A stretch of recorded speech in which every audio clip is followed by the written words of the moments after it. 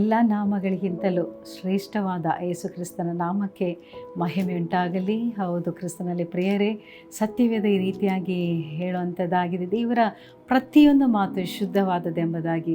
ಈ ದಿವಸದಲ್ಲಿ ಆ ಶುದ್ಧವಾದ ದೇವರ ನಿರೀಕ್ಷೆ ಈ ವಾಗ್ದಾನಕ್ಕೆ ನೀವು ಟಿ ವಿ ಸೇವೆಯ ಮೂಲಕ ಕೊಡುವಂಥ ಇವತ್ತಿನ ವಾಗ್ದಾನ ನಿರೀಕ್ಷೆಯ ವಾಕ್ಯ ಈ ರೀತಿಯಾಗಿದೆ. ಎಫಿಷಿಯನ್ಸ್ 3:20-21 ಎಫೆಸದವರಿಗೆ ಬರೆದ ಪತ್ರಿಕೆ 3ನೇ ಅಧ್ಯಾಯ 20 ಮತ್ತು 21ನೇ ವಾಕ್ಯವನ್ನು ನಾವು ಓದೋಣ.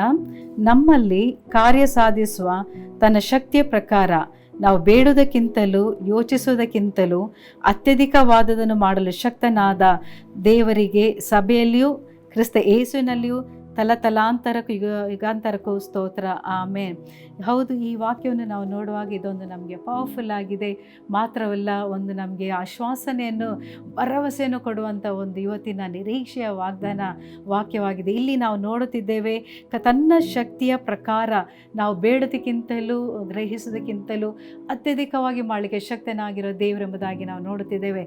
ಹೆಚ್ಚಾಗಿ ನಾವು ನೋಡ್ತೇವೆ, ನಾವು ಏನು ಮಾಡ್ತೇವೆ ಅಂದರೆ, ನಮ್ಮ ಪ್ರಾರ್ಥನೆ ನಾವು ದೇವರ ಹೇಗೆ ಕೇಳೋದು, ಇದು ದೇವರಿಗೆ ಮಾಡಲಿಕ್ಕೆ ಇಷ್ಟು ದೊಡ್ಡ ಕಾರ್ಯ ಆಗುತ್ತದೆ ಎಂಬುದಾಗಿ ನಾವು ದೇವರನ್ನು ನಾವು ಅಳತೆ ಮಾಡ್ತೇವೆ, ಮೆಷರ್ ಮಾಡ್ತೇವೆ. ಆದರೆ ದೇವರ ವಾಕ್ಯ ಹೇಳ್ತಾರೆ, ಆತನ ಅತ್ಯಧಿಕವಾಗಿ ಮಾಡಲಿಕ್ಕೆ ಶಕ್ತನಾಗಿರೋ ದೇವರು, ಕಾರ್ಯವನ್ನು ಸಾಧಿಸೋ ದೇವರೆಂಬುದಾಗಿ.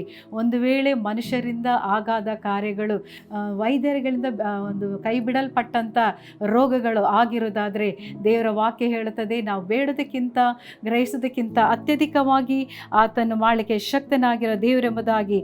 ಒಂದು ದೇವರ ಪ್ರಾರ್ಥನೆಗೆ ಉತ್ತರ ಕೊಡುವಂಥ ದೇವರ ಸಾಮರ್ಥ್ಯವನ್ನು ನಾವು ಇದರಲ್ಲಿ ನಾವು ನೋಡಬಹುದು. ಬೇಡೋದಕ್ಕಿಂತ ನಾವು ಗ್ರಹಿಸೋದಕ್ಕಿಂತ ಹೆಚ್ಚಿನದಾಗಿ ಮಾಡಿ ಶಕ್ತನಾಗಿರೋ ದೇವರು. ಈ ಲೋಕವನ್ನು ಸಮಸ್ತವನ್ನು ಉಂಟು ಮಾಡಿದ ದೇವರು, ಸೂರ್ಯ ಚಂದ್ರ ನಕ್ಷತ್ರಗಳನ್ನು ಹೆಸರಿಡಿದು ಕರೆಯುವ ದೇವರನ್ನು ನಾವು ನೋಡಿ ಬೇಡವರಾಗಿದ್ದೇವೆ. ಆತನಲ್ಲಿ ಆಗದ ಕಾರ್ಯಗಳು ಯಾವುದು ಇಲ್ಲ ಎಂಬುದಾಗಿ ನಾವು ನೋಡುತ್ತಿದ್ದೇವೆ. ನಾವು ಅನೇಕ ಕಾಲ್ಸ್ಗಳನ್ನು ನಾವು ರಿಸೀವ್ ಮಾಡುವಾಗ ಈ ರೀತಿಯಾಗಿ ಜನರು ಹೇಳ್ತಾರೆ, ನಮಗೆ ಅನೇಕ ಪ್ರೇಯರ್ ರಿಕ್ವೆಸ್ಟ್ಗಳಿದೆ, ಆದರೆ ದೇವರಿಗೆ ಅದೆಲ್ಲ ನೆರವೇರಿಸಲಿಕ್ಕೆ ಕಷ್ಟ ಅಲ್ಲ, ಅದರಿಂದ ಒಂದೆರಡು ಪಾಯಿಂಟ್ಸಿಗೆ ನೀವು ಪ್ರಾರ್ಥನೆ ಮಾಡಿ ಎಂಬುದಾಗಿ ಹೇಳೋರಿದ್ದಾರೆ. ಆದರೆ ದೇವರ ಅಬಿಲಿಟಿ ಅಂದರೆ ದೇವರ ಸಾಮರ್ಥ್ಯ ಉಳ್ಳ ದೇವರು, ಪ್ರಾರ್ಥನೆಗಳಿಗೆ ಉತ್ತರ ಕೊಡಲಿಕ್ಕೆ ಶಕ್ತನಾಗಿರೋ ದೇವರು. ಆ ಥರ ನಾವು ನೋಡ್ತಿದ್ವಿ. ಈ ವಾಗ್ದಾನ ಇವತ್ತು ನಾವು ನೋಡೋದಾದರೆ, ಕಾರ್ಯ ಸಾಧಿಸುವ ತನ್ನ ಶಕ್ತಿಯ ಪ್ರಕಾರ ಆತನ ಶಕ್ತಿಯು ಮಹತ್ವ ಉಳ್ಳದು. ಆತನ ಪರಾಕ್ರಮವನ್ನು ನಡೆಸುವ ದೇವರು. ನಿಜವಾಗಲೂ ಆತನ ಒಂದು ಅಳತೆಯನ್ನು ನಾವು ನೋಡೋದಾದರೆ ಅದು ಯಾರಿಂದಲೂ ಅದು ನೆನೆಸಲಿಕ್ಕೆ ಆಗದಂಥ ಕಾರ್ಯ. ಇವತ್ತಿನ ದಿವಸದಲ್ಲಿ ದೇವರ ಚಿತ್ತಕ್ಕನುಸಾರವಾಗಿ ಕೆಲವೊಮ್ಮೆ ನಮ್ಮ ಇಷ್ಟ ಪ್ರಕಾರ ನಮಗೆ ಇಷ್ಟ ಬಂದಾಗಿ ನಾವು ಪ್ರಾರ್ಥಿಸೋರಾಗ್ತೇವೆ.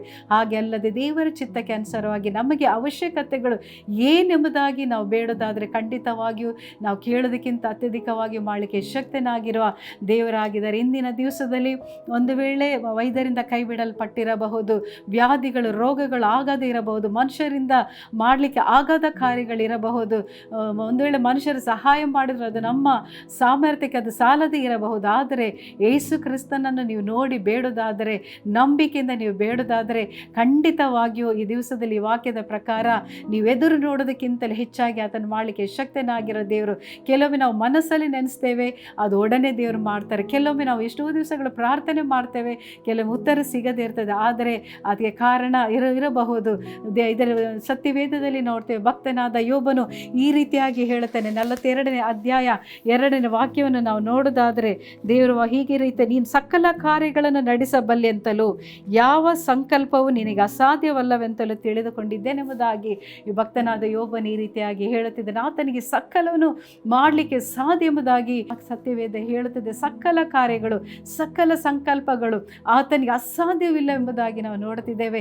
ಅಸಾಧ್ಯವಾದ ಕಾರ್ಯಗಳು ನಿಮ್ಮ ಜೀವಿತದಲ್ಲಿ ಇರುವುದಾದರೆ ಕ್ರಿಸ್ತನಲ್ಲಿ ಪ್ರಿಯರೇ, ಈ ಕಾರ್ಯಕ್ರಮವನ್ನು ನೋಡುವಂತಹ, ಒಂದು ವೇಳೆ ಇದರಲ್ಲಿ ಇದ್ದುಕೊಂಡು ನೋಡುವಂಥ ಪ್ರತಿಯೊಂದು ಮಕ್ಕಳಿಗೆ ದೇವರು ಮಾತನಾಡೋದೆಂದರೆ ಏನೆಂದರೆ, ನೀವು ನೆನೆಸೋದಕ್ಕಿಂತಲೂ ಬೇಡೋದಕ್ಕಿಂತಲೂ ಇಂದಿನ ದಿವಸದಲ್ಲಿ ನಿಮ್ಮ ಜೀವಿತದಲ್ಲಿ ಏನೆಲ್ಲ ಕಾರ್ಯಗಳಿದೆಯೋ, ಏನೆಲ್ಲ ಆಗಬೇಕೆಂಬುದು ಅನೇಕ ದಿನಗಳಿಂದ ಎದುರು ನೋಡುತ್ತಿದ್ದೀರೋ, ದೇವರು ಕಾರ್ಯವನ್ನು ಸಾಧಿಸುವಂತಹ ದೇವರಾಗಿದ್ದಾರೆ.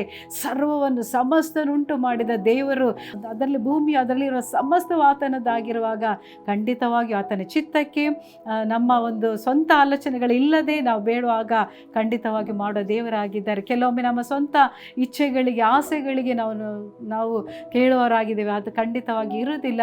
ಇಂದಿನ ದಿವಸದಲ್ಲಿ ವಾಗ್ದಾನ, ನಿರೀಕ್ಷೆ ವಾಗ್ದಾನ ಪ್ರಕಾರ ನಾವು ಬೇಡೋದಕ್ಕಿಂತಲೂ ಗ್ರಹಿಸೋದಕ್ಕಿಂತಲೂ ಅತ್ಯಧಿಕವಾಗಿ ಶಕ್ತನಾಗಿರುವಂಥ ಯೇಸು ಕ್ರಿಸ್ತನ ನಾಮದಲ್ಲಿ ನಾವು ಪ್ರಾರ್ಥನೆ ಮಾಡೋಣ. ಮಹಾಪ್ರೀತಿ ಸ್ವರೂಪನಾದ ನಮ್ಮ ತಂದೆಯಾದ ದೇವರೇ, ಇಂದಿನ ನಿರೀಕ್ಷೆಯ ವಾಗ್ದಾನ ವಾಕ್ಯದ ಪ್ರಕಾರವಾಗಿ ಯೇಸು ಸ್ವಾಮಿ ನೀವು ಮಾತನಾಡಿದಕ್ಕಾಗಿ ಸ್ತೋತ್ರ. ಹೌದು, ನಿನ್ನ ವಾಕ್ಯ ಹೇಳುತ್ತದೆ ಎಫೆಸ 3:20 ಪ್ರಕಾರ ಕರ್ತನೆ ನಮ್ಮಲ್ಲಿ ಕಾರ್ಯ ಸಾಧಿಸುವ ನಿನ್ನ ಶಕ್ತಿಯ ಪ್ರಕಾರ ಯೇಸು ಸ್ವಾಮಿ, ನಿನ್ನ ಶಕ್ತಿಯು ಮಹತ್ವ ಉಳ್ಳದು, ಪರಾಕ್ರಮ ಉಳ್ಳದಪ್ಪ. ಅದು ಬಿಯಾಂಡ್ ಮೆಷರ್ ಎಂಬುದಾಗಿ ನಾವು ನೋಡುತ್ತಿದ್ದೇವೆ. ಅದು ನಾವು ನೆನೆಸೋದಕ್ಕಿಂತ ಹೆಚ್ಚಿನದಾಗಿ ಮಾಡಿ ಶಕ್ತನಾಗಿರುವ ನಮ್ಮ ದೇವರೇ, ನಿನ್ನ ನಾಮದಲ್ಲಿ ನಾವು ಪ್ರಾರ್ಥಿಸುತ್ತಿದ್ದೇವೆ ಯೇಸು ಸ್ವಾಮಿ. ನೀನು ಕರ್ತನೆ ತಂದೆಯಾದ ದೇವರೇ, ಯೋಬನು ಹೇಳುವ ಹಾಗೆ ನಿನಗೆಲ್ಲ ಕಾರ್ಯಗಳು, ಎಲ್ಲ ಸಂಕಲ್ಪಗಳು ಸಾಧ್ಯ ಎಂಬುದಾಗಿ ನಾವು ನೋಡುತ್ತಿದ್ದೇವೆ ಯೇಸು ಸ್ವಾಮಿ. ಈ ದಿವಸದಲ್ಲಿ ಕಾರ್ಯಕ್ರಮವನ್ನು ವೇದನೆಯಿಂದ ನೋಡ್ತಿರೋ ದೇವರ ಮಕ್ಕಳಿಗಾಗಿ ನಾವು ಪ್ರಾರ್ಥಿಸ್ತಿದ್ದೇವೆ. ಒಂದು ವೇಳೆ ವ್ಯಾಧಿಗಳಿರಬಹುದು, ವೈದ್ಯರಿಂದ ಕೈ ಬಿಡಲ್ಪಟ್ಟಂತಹ ವ್ಯಾಧಿಗಳಿರಬಹುದು, ಇದು ಮನುಷ್ಯರಿಗೆ ಆಗದೇ ಇರಬಹುದು. ಆದರೆ ದೇವರೇ, ನಿನ್ನಿಂದ ಎಲ್ಲವೂ ಸಾಧ್ಯಪ್ಪ. ಅವ್ರು ನೆನೆಸೋದಕ್ಕಿಂತ ಅತ್ಯಧಿಕವಾಗಿ ಮಾಡಿ ಶಕ್ತನಾಗಿರೋದ್ರಿಂದ ವ್ಯಾಧಿಗಳು ಈ ಸಮಯದಲ್ಲಿ ಗುಣವಾಗಲಿ ಅಪ್ಪ. ಮನುಷ್ಯರು ಕೈ ಬಿಡಲ್ಪಟ್ಟದ್ದು, ಡಾಕ್ಟರ್ಗಳು ಕೈ ಬಿಡಲ್ಪಟ್ಟದ್ದು, ಎಲ್ಲ ವ್ಯಾಧಿಗಳು ಈ ಸಮಯದಲ್ಲಿ ಗುಣವಾಗಲಿ ಎಂಬುದಾಗಿ ಯೇಸುವಿನ ನಾಮದಲ್ಲಿ ನಾನು ಕಟ್ಟಲಿಡುತ್ತಿದ್ದೇನಪ್ಪ. ಅವ್ರ ಕಾರ್ಯವನ್ನು ತಂದೆ ದೇವರ ಮಾತ್ರವಲ್ಲ, ಅವ್ರು ಯಾವುದಲ್ಲಿ ಎದುರು ನೋಡಿ ಪ್ರಾರ್ಥಿಸಿ ಕರ್ತನೆ ಅದು ದೊಡ್ಡದಾಗಿದೆ ಇದ್ದರೂ ಸಹ, ಅವರ ಮನಸ್ಸಿನಲ್ಲಿ ಇದ್ದರು, ಆದರೆ ನಿನಗೆ ಅದು ಸಾಧಾರಣ ಕಾರ್ಯಪ್ಪ. ನಿನ್ನಿಂದ ಆಗಾದದ್ದು ಒಂದು ಇಲ್ಲ ಯೇಸು ಸ್ವಾಮಿ. ಈ ದಿವಸದಲ್ಲಿ ಅಪ್ಪ, ಅವರು ಬೇಡೋದಕ್ಕಿಂತಲೂ ಗ್ರಹಿಸೋದಕ್ಕಿಂತಲೂ ಅತ್ಯಧಿಕವಾಗಿ ಮಾಡಿ ಅಪ್ಪ ದೇವರೇ, ನಿನ್ನ ನಾಮವನ್ನು ಮಹಿಮೆ ಪಡಿಸೋದಕ್ಕಾಗಿ ಸ್ತೋತ್ರ. ಅವರುಗಳ ದುಃಖಗಳು, ವೇದನೆಗಳು, ಚಿಂತೆಗಳು, ಎಲ್ಲ ಕರ್ತನೆ ಭಯಗಳು ನೀಗಿ ಅವರು ಸಂತೋಷದಿಂದ ಬಾಳೋ ಹಾಗೆ ಮಾಡೋದಕ್ಕಾಗಿ ಸ್ತೋತ್ರ.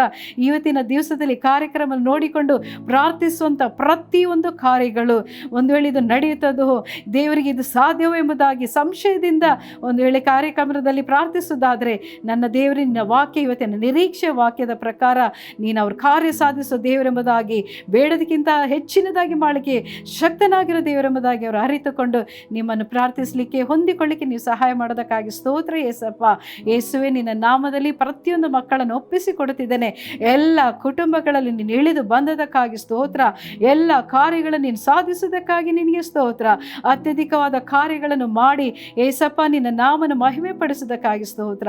ಎಲ್ಲ ಸ್ತುತಿ ಘನಮಾನ ಮಹಿಮೆ ಯೇಸುವೆ ನಿಮಗೊಬ್ಬರಿಗೆ ಸಲ್ಲಿಸುತ್ತಾ ಯೇಸುವಿನ ನಾಮದಲ್ಲಿ ಬೇಡಿದ್ದೇವೆ ತಂದೆ, ಆಮೇನ್.